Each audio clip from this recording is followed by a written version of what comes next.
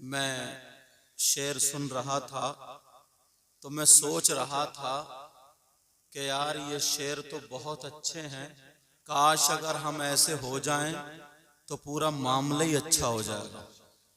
बता रहे थे ना कि मैं जब घर से निकलता हूं, मतलब सब लोग आपके बारे में भी, तो माँ के हाथ और कदम चूम के निकलता हूं, और जब सुबह तक पलटता हूं तो रात भर माँ सजदे में पड़ी रहती है। ईमानदारी से बताओ क्या ये माँ ऐसी हैं? और तुम भी ऐसे ही हो? घर से जब जाते हो तो कदम चूम के जाते हो, हाथ चूम के जाते हो, और ये जितनी मेरी बहनें बैठी हैं, कितनी माएं होंगी इसमें, तो ये सब सजदे में पड़ी रहती हैं, सब मोबाइल पे पट पड़ी रहती हैं। सजदे में पड़ी रहने वाली, सजदे करने वाली औरतें चली गई। इल्ला माशाअल्लाह कुछ तो हैं अभी, ऐसा नहीं है कि सभी दूर हैं। मगर यार वो औरत थी जो सजदे में रहती थी,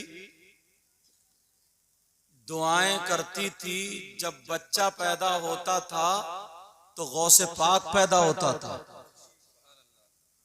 बच्चा पैदा होता था तो गरीब नवाज पैदा होता था, बच्चा पैदा होता था तो मखदूम पाक, साबिर पाक, वारिस पाक और हजरत शामीना, हाफिज शाह जमालुल्लाह जैसे बच्चे पैदा करने वाली औरत ही सजदे में रहा करती थी।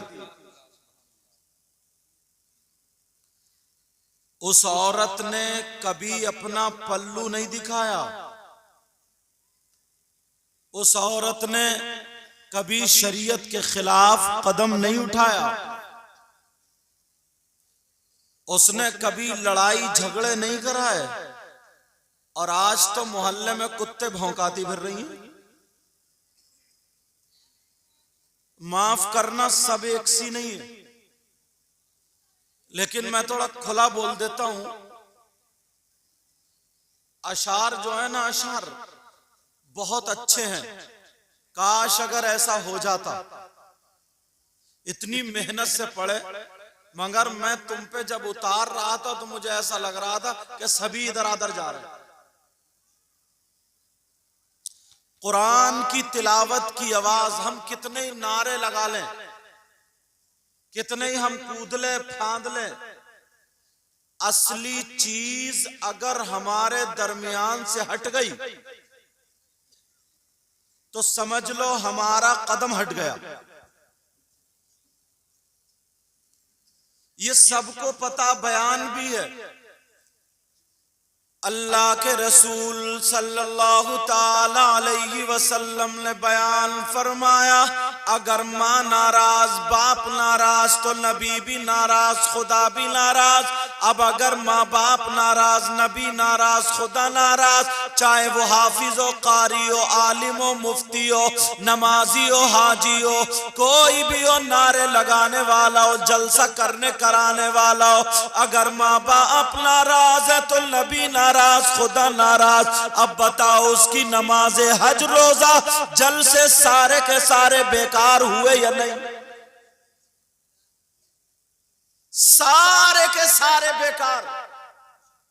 मगर कितने ऐसे भी लालची हैं कि जिन्होंने जमीन के चक्कर में अपने माँ बाप का गला तक घोट दिया। कितनी खबरें आती हैं, जरा सोचो। छोटी छोटी बातें जिन्हें हम सुलझा सकते हैं, मगर उन्हें अटका करके रख दिया। कुछ लोगों को अटकाने में मजा आता है, जैसे ये मुहर्रम शरीफ का अब चेलम का महीना है।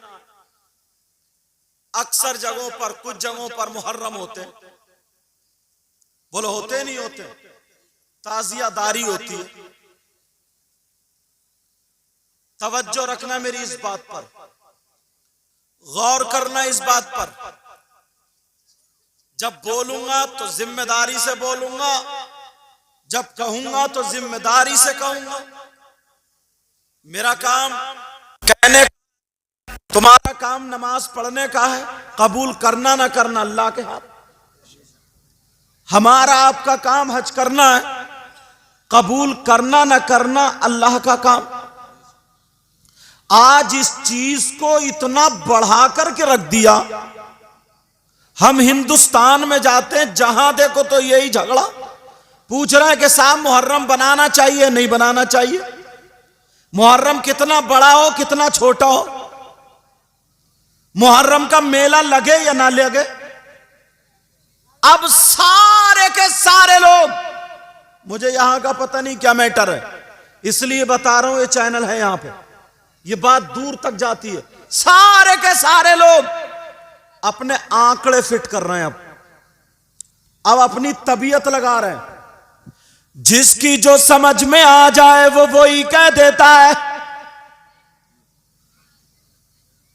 मैं करा रहा हूं, मान लो, तो मेरी समझ में आया तो मैं कहूंगा लो रामपुर में नहीं हो रहा है, तो रामपुर में अगर शराब पी जाएगी तो पियोगे। एक मिसाल, कोई ना कुरान ना हदीस ना किसी पढ़े लिखे से पूछना। अगर जो चीज मालूम नहीं है वो किसी पढ़े लिखे से पूछो। अगर खुद उसकी तरफ जाओगे, खुद जाओगे और जब मालूमात नहीं है तो जरूर कदम बहक जाएगा। और जब कदम बहक जाएगा, जब कदम बहक जाएगा तो फिर संभालने वाला कोई नहीं है। हुसैन पाक की मोहब्बत अगर जिसके दिल में ना हो उसका ईमान मुकम्मल नहीं। तवज्जो रखना, अगर अहले बैत की मोहब्बत जिसके दिल में ना हो, नफरत वाली अगर बातें करे तो वो मुकम्मल ईमान वाला नहीं। उसका कोई भरोसा नहीं कि वो यहूदी होके मरे, नसरानी होके मरे, मजूसी होके मरे, ईमान पे मरे या ना मरे। समझ में आ रही है बात? पहली बात, इमाम हुसैन पाक की मोहब्बत, एक हदीस नहीं कई तकरीरें मैंने कही हैं, एक नहीं दसों बीसों हदीसें सुना सकता हूं, बता सकता हूं। कुरान की आयत भी है। अब जिनके बारे में कुरान की आयत हो, हदीस हो, तो वो तो मानना ही है। समझ में आ रही है बात? हदीस शरीफ ये अला व मम्मा ताला हुब्बे आले मोहम्मद सल्लल्लाहु ताला अलैहि वसल्लम माता मुस्तकमिलल ईमान। बेशक सुभान अल्लाह। इमाम हसन हुसैन से, सैयदों से, आले रसूल से, आले मोहब्बत से, आले मोहम्मद से मोहब्बत करता हुआ जो दुनिया से गया वो मुकम्मल ईमान के साथ गया। ये तो हो गई मोहब्बत। लेकिन मोहब्बत शरीयते मुस्तफा के दायरे में है। किसमें है बोलो? एक आंगन है, फुलवाड़ी उसी में रहेगी। तवज्जो तवज्जो सुनना, मोहब्बत शरीयते मुस्तफा के दायरे में है। अगर कोई ये कहे साहब मैं शराब पी करके इमाम हुसैन पाक की मनक़बत पढ़ूंगा, इसे मोहब्बत कहोगे? नहीं। बोलो नहीं। कोई ये कहे कि मैं ढोल बजा करके इमाम हुसैन पाक का नारा लगाऊंगा, इसे मोहब्बत कहोगे? ना। बोलते रहना, तवज्जो रखना। बोले ये मोहब्बत है क्या? ना। अल्लाह के बंदो थोड़ी सी तवज्जो रखो, थोड़ी सी तवज्जो। मैं तुम्हें बता दूंगा और इंशाअल्लाह समझ में आ जाए। इमाम हुसैन पाक का जिक्र करने को कोई भी मौलवी मना नहीं कर सकता। देवबंदी वहाबियों की तो मैं बात ही नहीं करता, मैं अपनों की बात कर रहा हूं। और अगर उनके जिक्र को मना करे तो समझ लो इसके ईमान में खोट। जी समझ में आ रही बात? इसके ईमान में खोट। बेश कोई मना नहीं करता। लेकिन प्यारो जरा तवज्जो करना, गौर करना। दीन की बातें जितनी भी होती हैं कहां से होती हैं? मदरसे से, मस्जिद से, इन जगहों से होती है। बोलो, यही मसदर है उसका निकलने का। इमाम हुसैन पाक के सगे बेटे जिनका नाम इमाम ज़ैनुल आबिदीन, उनके बेटे जिनका नाम इमाम मोहम्मद बाकिर, उनके बेटे जिनका नाम इमाम जाफर सादिक, उनके बेटे जिनका नाम इमाम मूसा काजिम। कितनी नस्लें बता दी मैंने। अब सुनो, पूरी दुनिया के मौलवियों से पूछ लो, पूरी दुनिया के मौलवियों से फतवा ले लो। अगर मेरी बात गलत साबित हो जाए तो मैं दूर का नहीं हूं, जब चाहो बुला लो, भरे मजमे में तोबा, वरना माननी पड़ेगी। जी पूरी दुनिया के मौलवी और मुफ्तियों से फतवा ले लो, कोई माइकलाल साबित नहीं कर सकता। तुम्हारे बाप का किसी का इंतकाल होता है, 10वां, 3वां, 40वां कौन करता? औलाद। पहले किसको हक है? बोलो, औलाद को। और जब औलाद ना हो तो उसके रिश्तेदार, यही तो करते हैं। मगर उनकी औलाद, इमाम हुसैन पाक जब शहीद हुए 1 साल के बाद, जब तक इमाम ज़ैनुल आबिदीन जिंदा रहे तो ना तो उन्होंने ढोल बजाया, ना ताजिया बनाया, ना मुहर्रम लेकर के घूमे, ना मेला लगाया। खुदा की कसम, उनका रोजा रहता था, कुरान पढ़ते थे, लंगर करते थे, गरीबों को देखते थे और नाना को याद करते थे। अल्लाह की बारगाह में तौबा करके नाना की उम्मत के लिए मगफिरत की दुआएं। बेशक। नारे तकबीर, नारे रिसालत, नारे गौसिया, नारे हैदरी, जिक्र शहीद आज़म। बेटा थोड़ा हल्के लगाइयो भी और कम लगाइयो, तवज्जो रख। किसका हक था? 1400 साल के बाद तुम निकले हो ढोल बजाने के लिए। जी जी 1400 साल के बाद हम निकले ढोल बजाने के लिए। यार थोड़ा सा तो सोचो, इमाम ज़ैनुल आबिदीन करते ना? कोई दिखा देगा माइकलाल? जितनी बातें बनाते हैं कि साहब वहां रामपुर में या इधर या उधर, किसी की नहीं चलेगी जब औलाद मौजूद है तो। इमाम ज़ैनुल आबिदीन के बेटे, इमाम हुसैन के पोते जिनका नाम इमाम बाकर, उन्होंने भी ये नहीं किया। और हो तो दिखा दो, चैलेंज कर दियो किसी को भी। बात मैं अब की नहीं कर, उस वक्त की बात कर रहा हूं। चैलेंज कर दियो। प्यारो, ना इमाम जाफर सादिक ने किया, मगर आज लड़ाइयां, झगड़े, खुराफातें। चलो उलमा, कुछ लोग, कुछ उलमा खामोश रहे इस बात पर। तवज्जो रखना, मेरी बात सुन लेना, ये बात बारीक है। ओ बेटा बैठ जाओ, ये बच्चा बैठ जाओ। कुछ उलमा खामोश रहे इस बात पर। किस बात पर उलमा खामोश रहे? तवज्जो रखना मेरी बात पर। उलमा खामोश रहे कि चलो इमाम हुसैन पाक की यादगार और मोहब्बत और ये चल रही है, मगर इतना बड़े वो शियाओं का तरीका, सीने कूटने लगे, बच्चे मुहर्रम के नीचे से निकालने लगे, तेरा मुहर्रम मेरा मुहर्रम, उसको नपाने लगे, किसका जीता किसका हारा। एक गांव में 3 दिन तक मुहर्रम या चेलम जो भी था वो रखा रहा, डीएम एसडीएम आया तो उसने फैसला किया गोली चल रही है, मुहर्रम की वो तौहीन हो रही है, ये सारी खुराफातें हो रही हैं। इतना बढ़ता चला गया, बिजली के तार काटे जा रहे हैं, कहीं पेड़ काटे जा रहे हैं, कहीं मकान ढाए जा रहे हैं, कहीं अगर किसी की फसल है, मेला लग रहा है तो उसकी फसल को कुचल के फेंक दिया, उसमें आग लगा दी जाती है। इमाम हुसैन पाक इन खुराफातों से कभी राजी नहीं हो सकते। अगर हुसैन को राजी करना है, उनके नाना को राजी करना है, तो किसी अल्लाह के बंदे को तकलीफ नहीं देना। बेशक किसी बंदे को तकलीफ नहीं देनी। मैं समझ सकता हूं 2 बजे के बाद है और वो भी कड़वा घूंट है, मगर मुझे ये नहीं है कि साहब मुझे भी तकरीर जमानी है, हर 2 मिनट में 10 मिनट में नारा लगवाना।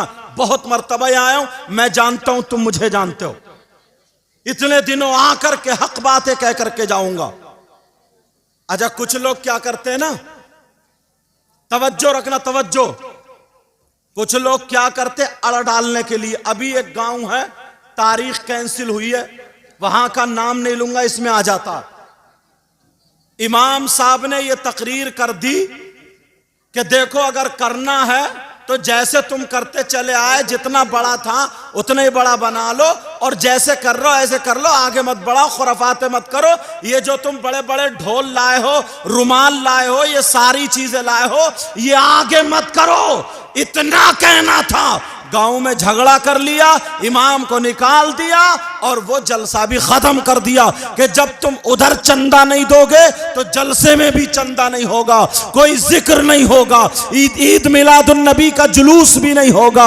अरे मुसलमानों की ये जिद होती है, वो लोग आपस में इस तरीके से लड़ा करते हैं, क्या ये लड़ाई का तरीका है? सीधे कह दो, अगर हमारे गांव में आलिम नहीं है तो जिले में तो आलिम होंगे। हमारे जिले में को जाओ, बड़ा मदरसा हो, जो सुन्नियों का मदरसा हो, वहां से जाकर के फतवा ले लो, वहां से जाकर के लिखवा लो, जो लिख करके आ जाए उस पे अमल कर लो।